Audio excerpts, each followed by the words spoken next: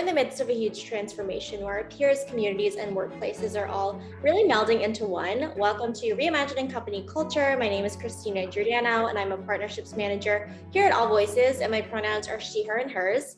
Today, I'm excited to welcome our next guest onto the interview series, Marcus Cooper. He is the Director of Global Diversity, Equity, and Inclusion, or GDEI at Zendesk. Marcus, how's your day going? It's been great. Great start. I'm excited to chat with you. How about you?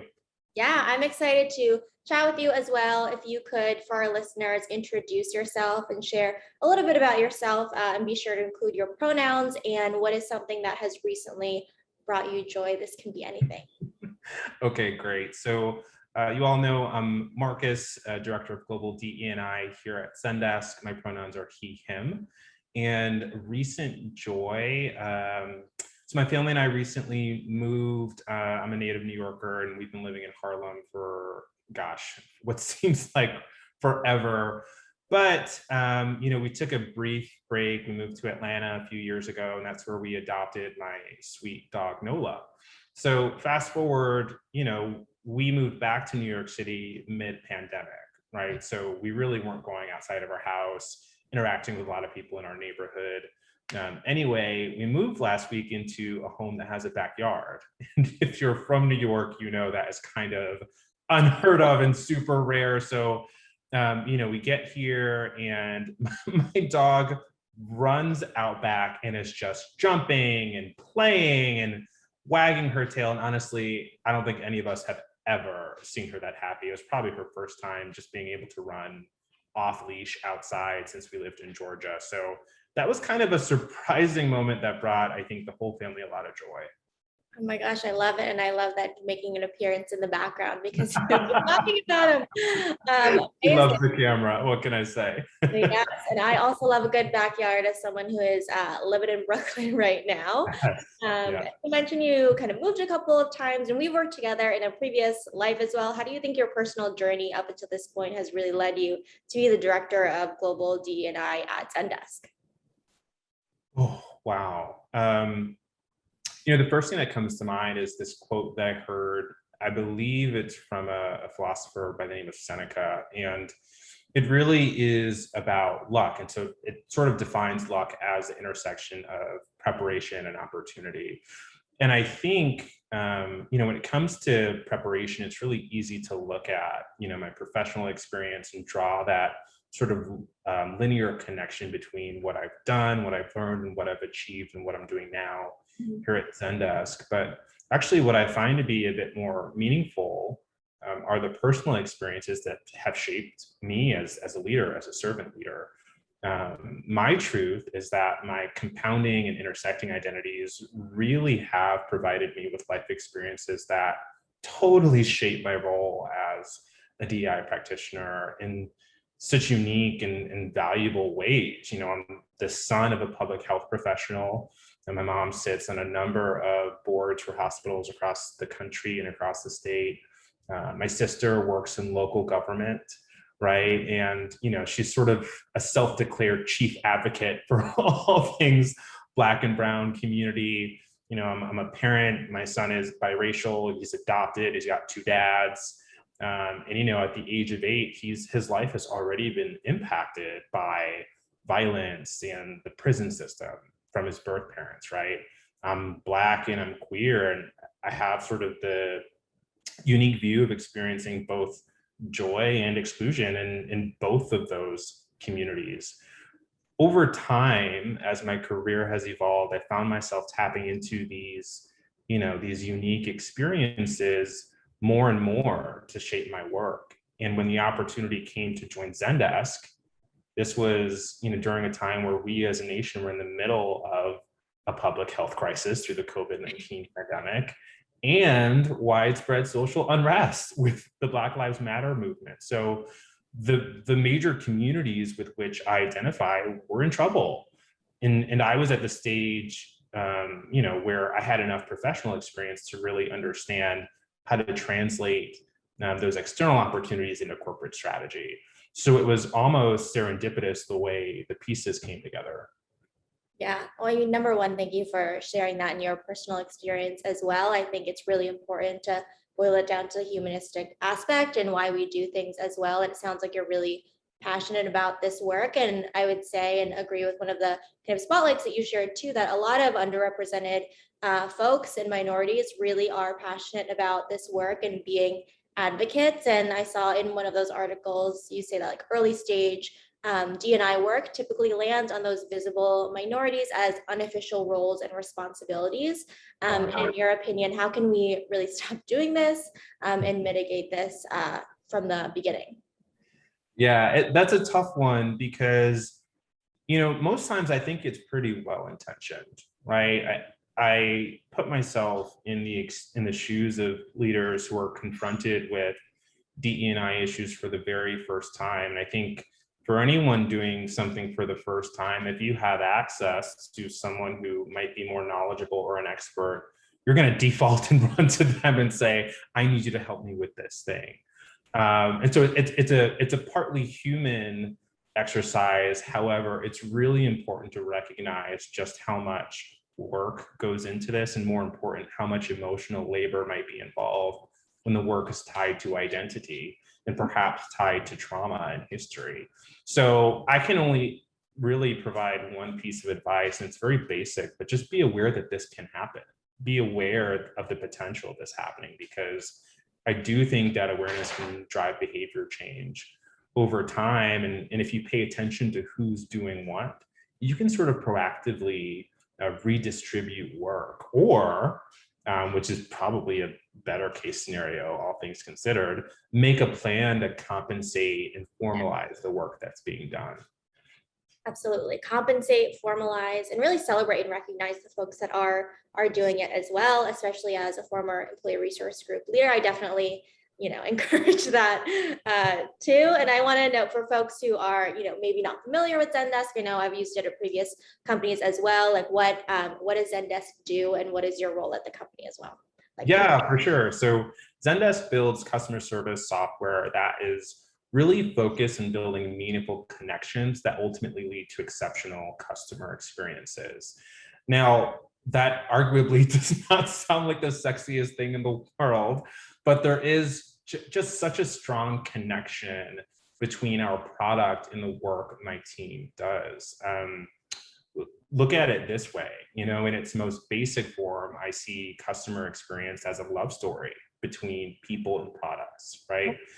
Tactically, that means building seamless, meaningful, sustainable connections across the broad range of humans who interact with our product, not to mention the tools and systems and integrations that ultimately power our value proposition. And of course, none of this would be possible without the diverse perspectives and experiences of Zendeskians around the globe.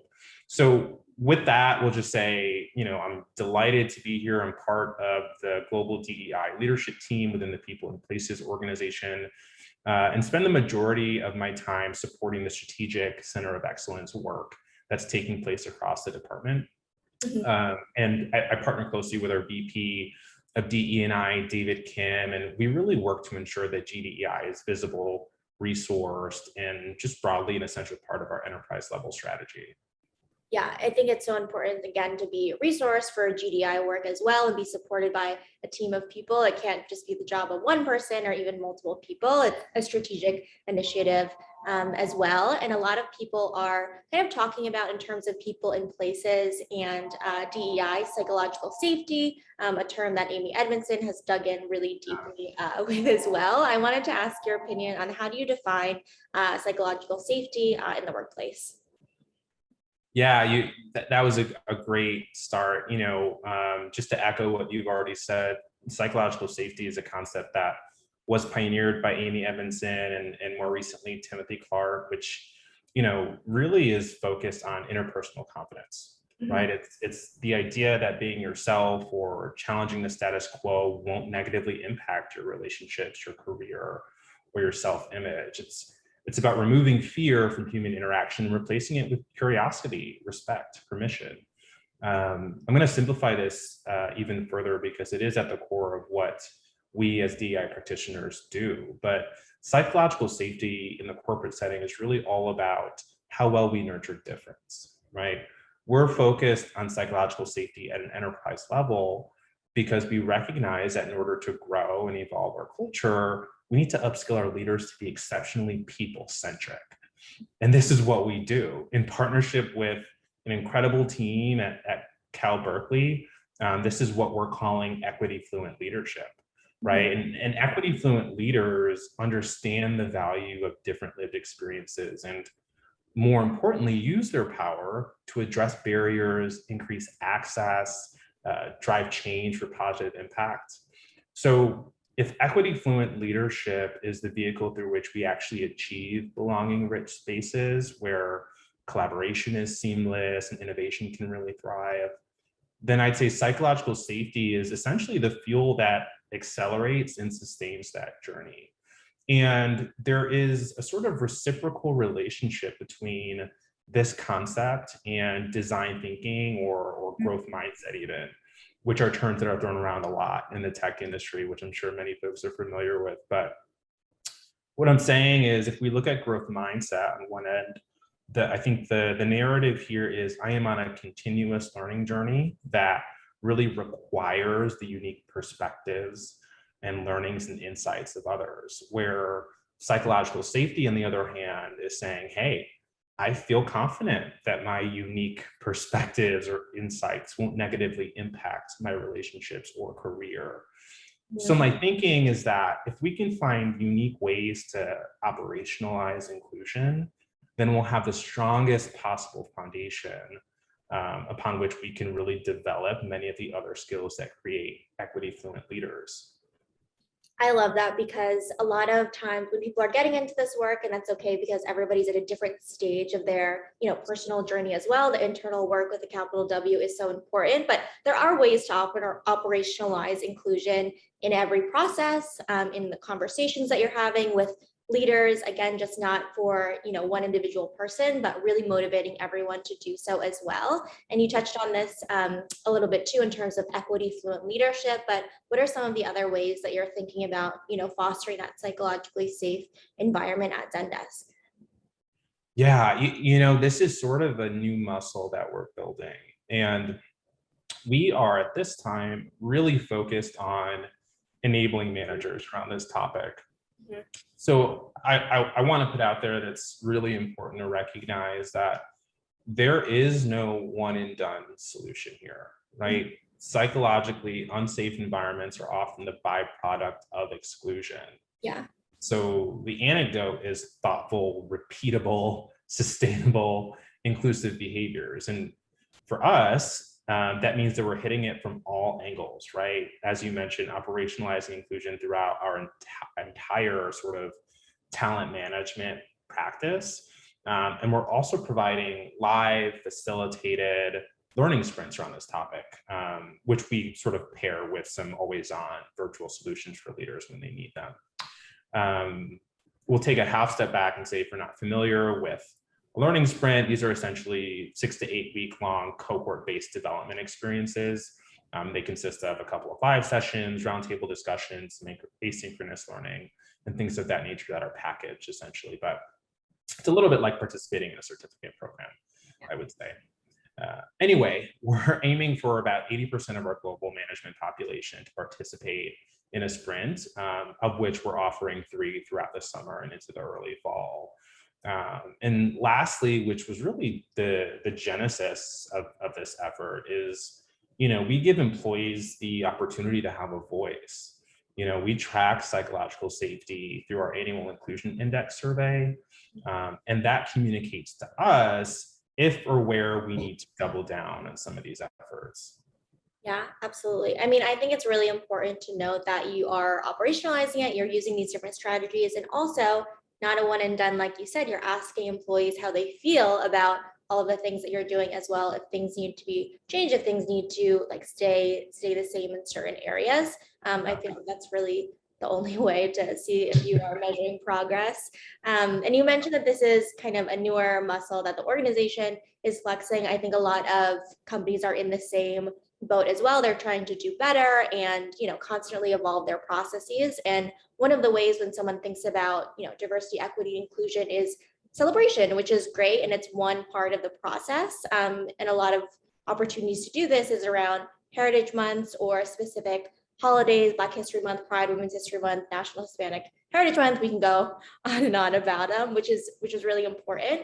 And at one of your previous companies, you led kind of the Day for Change in honor of Juneteenth, where it's not only celebrating and educating, but volunteering, participating, educating, and financially contributing to organizations to support the Black community and empower Black employees at the company as well.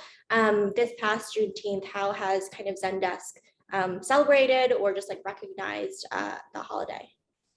Oh gosh, this year was just so different for so many reasons. And I would say it was just really special, especially after finding out, I think just a few days prior, that Juneteenth was going to be recognized as a national holiday in the US, which is awesome. It was amazing news.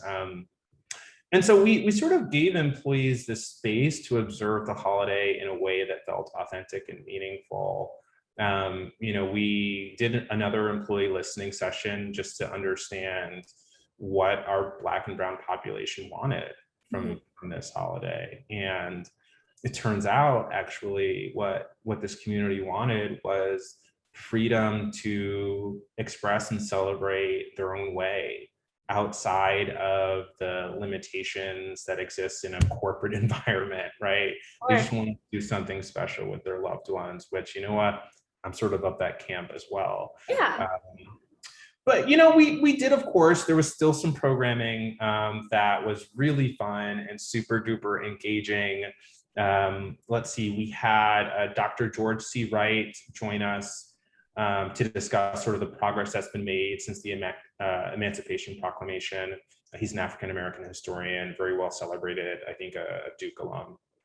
And what else? We had the Oakland Interfaith Gospel Choir take us through the evolution of Black music through song, which was incredible for so many reasons. I mean, there was music that I heard as a kid growing up through the Baptist church community and interacting with my relatives who are Southern and have a very rich history that was very near and dear to my heart. And I also can't sing. So it was pretty cool to be exposed to that level of talent. And then we had some other sort of wellness offerings through the COM product, which we provide to our employees. And we partnered with Modern Health, who offer something called circles, which are basically safe spaces for people to come discuss and learn about specific topics. And so we offered circles on the topic of Juneteenth, which I thought was really, really fascinating. Yeah, I think that is great. And also not assuming what, employees, especially Black and Brown employees, want to do. It's having those listening circles and really asking, and then meeting folks where they are and offering a variety of different ways to get involved, which sounds like you're continuing to do. I wanted to ask in terms of your kind of experience as an industry kind of leader. So I'm not talking about Zendesk, just like at the greater companies who are trying to do better as well. There's also all these conversations around authentically celebrating holidays or months or things like that. I wanted to know what your perspective was on like being performative or being appropriative while also like celebrating as well. How do you kind of toe the line there? If someone is like, for instance, celebrating Black History Month for the first time, I imagine there are not many companies that are doing that, but Yeah. Oh gosh, it's a really tough one. I think it's hard because generally speaking, these efforts are so well-intentioned. Yeah. And the problem, and I'm just going to speak from the problem I observed is that there's not enough proactivity or intentionality. And those are the things that breed authenticity in my view, right? So if your intention is to perpetuate sort of the illusion of inclusivity, then it doesn't matter what you do. That's probably how it's going to be perceived. Yeah. But if your intention is to be authentically inclusive, then you'll generally center the communities themselves, not necessarily allies.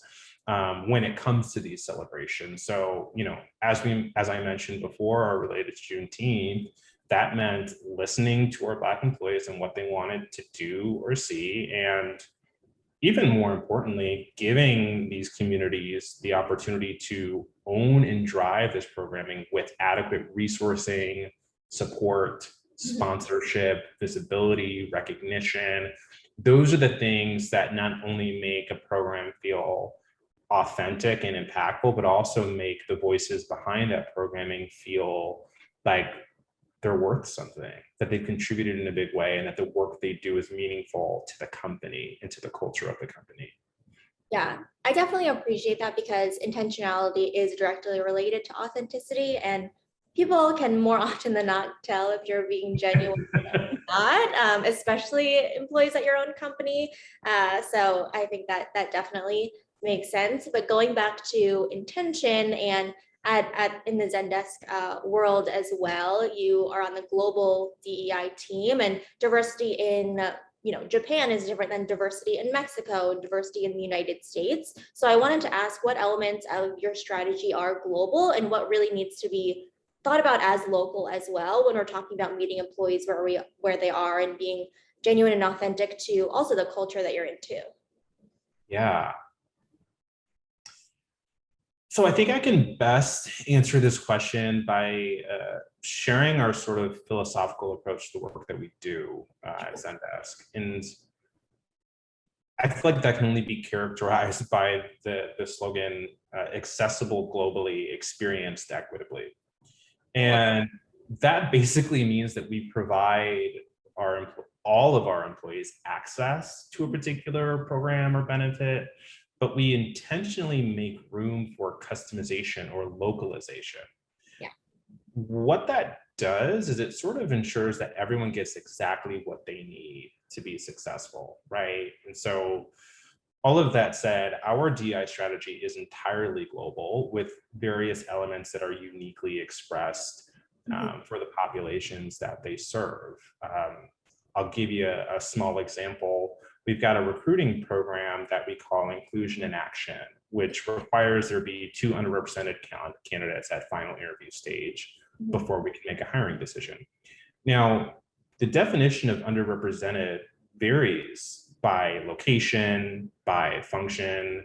In APAC, for example, when we talk about underrepresented, we could possibly be referring to gender, or we could possibly be referring to age, as we see a growing intergenerational workforce shifting the way that work is being done there. Or in LATAM, we may be looking at ethnic origin or how we capture those Afro-Latino identities, which have been marginalized in certain spaces, or perhaps even sexual orientation in LATAM, which is influenced by the religious culture of the region.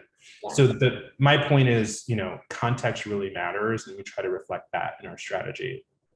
Yeah, absolutely. Context does matter. And I think that piece of being equitable in terms of resources, time, and just like strategy is also important to note too. And we're talking about all of these different ways that you can be inclusive and equitable and really, again, be intentional behind the actions that you are putting forth at the company and as a leader as well. And I do want to be clear about my intention of asking the question around measuring success. We know that, again, like what you said, we're not checking a box and saying we're done, we're doing a great job.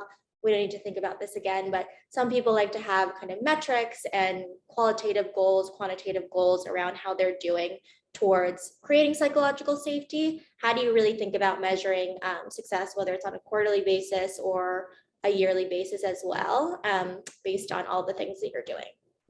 I love that disclaimer. It's so perfect, because you're right. The metrics are not the end all be all. You know what? I think of them a little bit like your vitals, right? Like when you go to the doctor and they do those first 4 things, they check your blood pressure and they listen to your breathing and your heart and X, Y, and Z. And of course, those aren't the only things that keep life sustaining in your body, but those are the key measures of your body's ability to function in a healthy and productive way. And so when we talk about our metrics, that's really what we're talking about. We're sort of talking about those vitals, knowing that there's a world of things that we're also paying attention to. But I'd say there are a few metrics that are essential to us, and we bucket them, I would say, in maybe 2 or 3 different ways. So the first one is around representation. So we look at representation at the company and leadership levels just to ensure, that we've got a balanced distribution of identities across roles and teams. We look at inclusion. So we use our annual inclusion index that helps us measure the employee sentiment around belonging. And more importantly, just helps us understand what the opportunity areas are, both programmatically and within specific identity groups. Lastly, really around sort of talent management or understanding the end-to-end employee journey. So we look at metrics pertaining to, career advancement and promotion. We do regular pay equity studies. We also look at metrics pertaining to attrition, just to understand where we might be losing key underrepresented talent. And so those 3 buckets are really what influence a lot of the work that we do and keeps us really agile in terms of how do we show up for different populations where. Yeah, agility is definitely something that is really important. And I think bucketing it in terms of those terms or pillars as well in terms of representation, pay equity, it's all interconnected and goes back to kind of our message also as well in terms of baking in inclusivity into all of the processes as well. So I think that definitely also makes sense. One of the other questions that I had for you too is I'm sure that you've had many discussions around burnout at the company and also within team members, and burnout not in a sense exclusively siloed to you're working all the time, which is a type of burnout, but if you are living alone and have felt isolated for the past year, if you have a family and you have just been burned out with all of the things that you need to do in terms of childcare, caretaking, taking care of family members as well. How do you really think about preventing proactively burnout on your team or just at Zendesk at large? Oh, this is the question of the hour. What?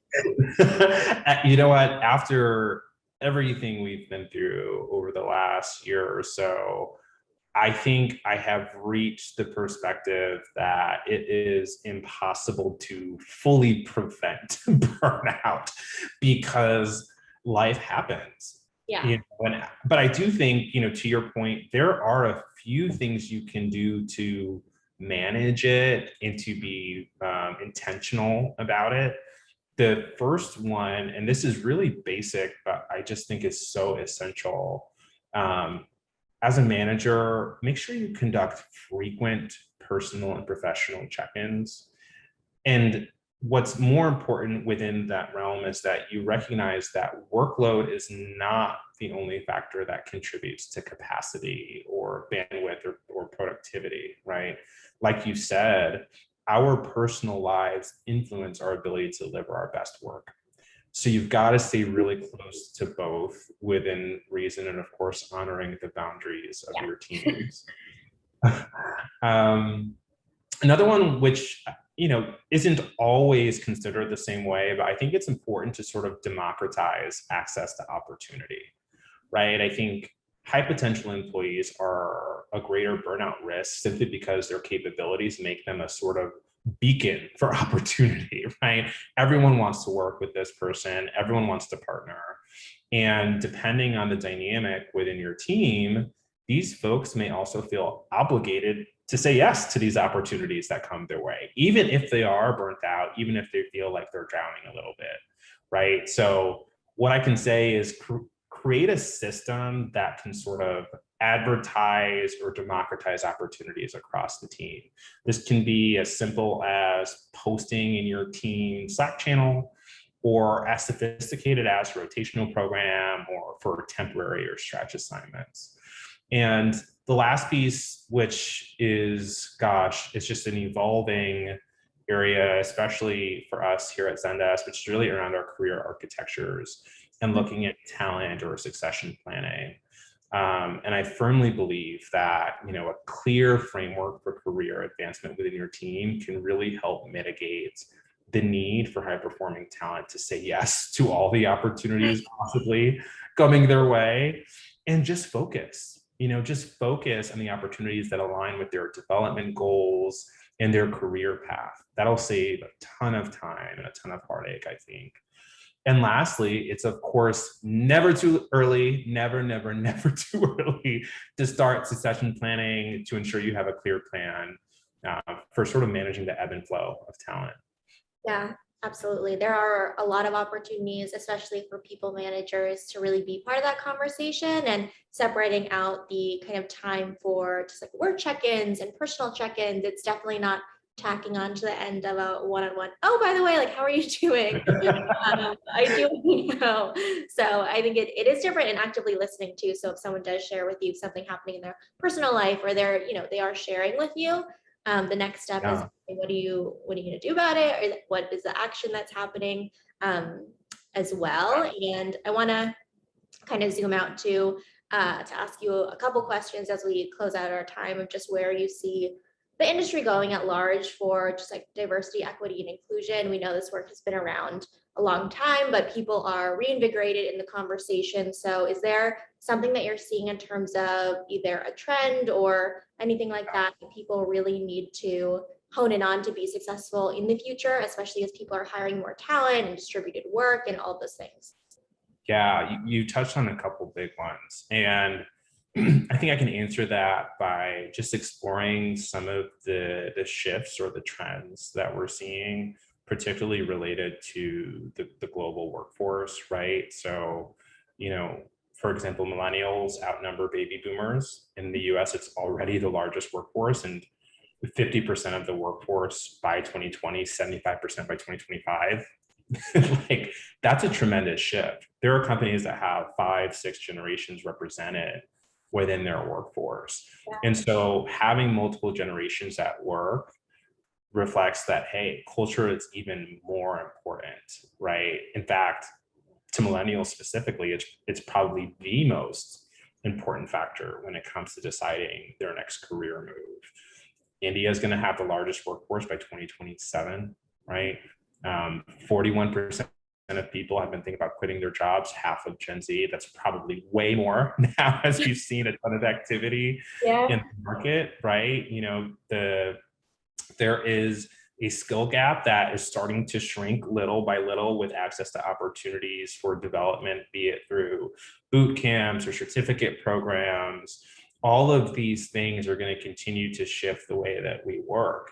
Of course, remote first will continue to be an opportunity, but as an extension of that, from a DE&I lens, you have to really examine what your philosophy is in a hybrid environment, which we're seeing many companies migrate to. And there are real DEI challenges with return to office that I think some firms aren't fully exploring, right? Things pertaining to visibility bias, right? If half my team's in the office and I'm not, they may assume I'm not working. What is that experience? How does that impact my growth? Power dynamics. If my boss is in the office 5 days a week, I suddenly feel pressured to be there, even if I don't feel comfortable being there, right? There's also the factor of, hey, if my peers are all on site for a meeting and I'm virtual, I feel disconnected from the culture of our team and decisions that are being made. We have to start to solve for those things. And I think that's a very new conversation.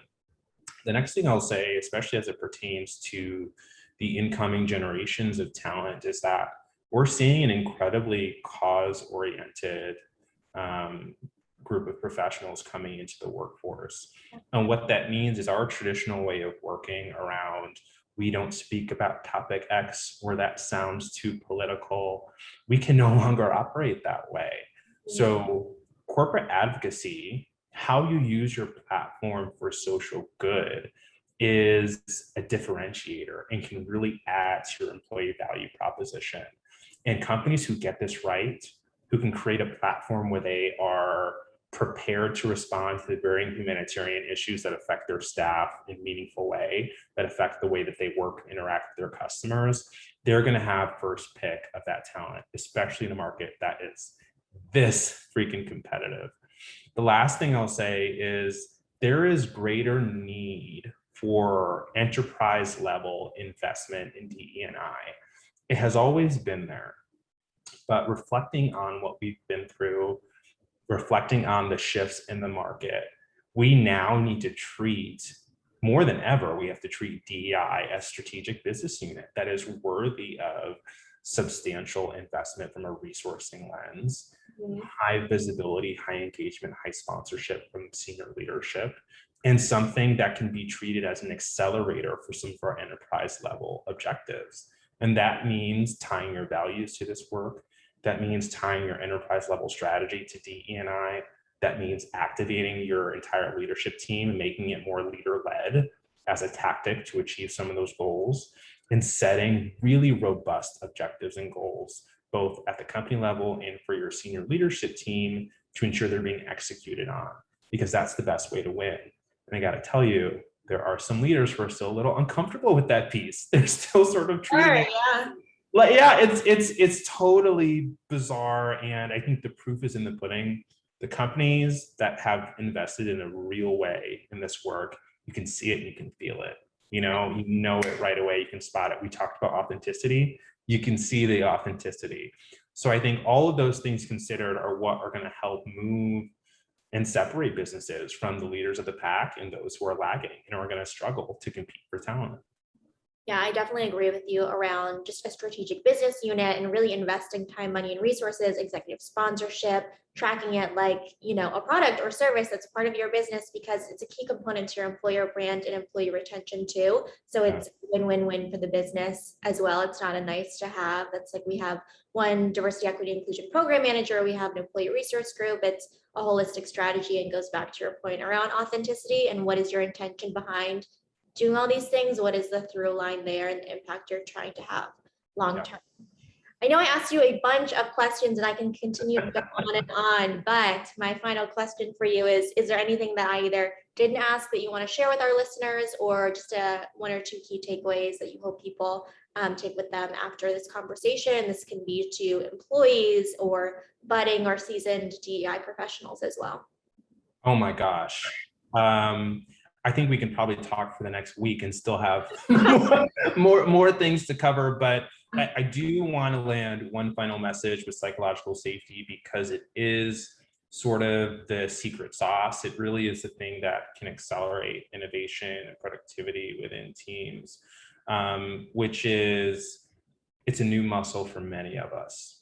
And it can be a little bit even difficult to understand. Yeah. But it's important to invest in that now. And I'll tell you a little secret to sort of get around the language, which I think can sort of stop people up a little bit, which is try centering design thinking. So design thinking is fundamentally about empathy, right? It's being able to understand, anticipate and respond to the needs of your end user or your customer.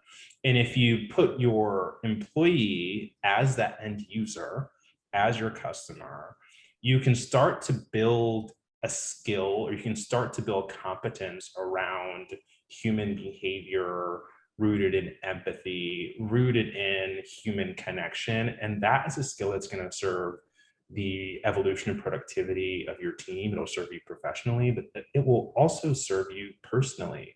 This is behavior you can carry out with you into the world. So don't be scared by the big flashy words of psychological safety. There are a couple of ways to experiment with it. At Zendesk, we have a program that we call Nurturing Differences, which is secretly the same topic, but we sort of massaged it a little. But definitely make that investment early and often. It will continue to yield returns year after year.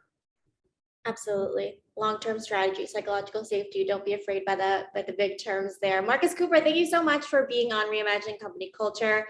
It was really great to speak with you. Oh, likewise. And hey, looking forward to catching up with you again in the months or years to come. I think we've got a thing going at this point. So we really do, no matter where we are in the world or virtually. Yes, absolutely. I love it. Thank you for having me. It's been a lot of fun. Absolutely. And as a reminder for the folks who are listening, AllVoices believes in psychological safety and the empowerment of all employees to speak up. And we know that's a requirement in order for the organization to really succeed. Have a good rest of your afternoon.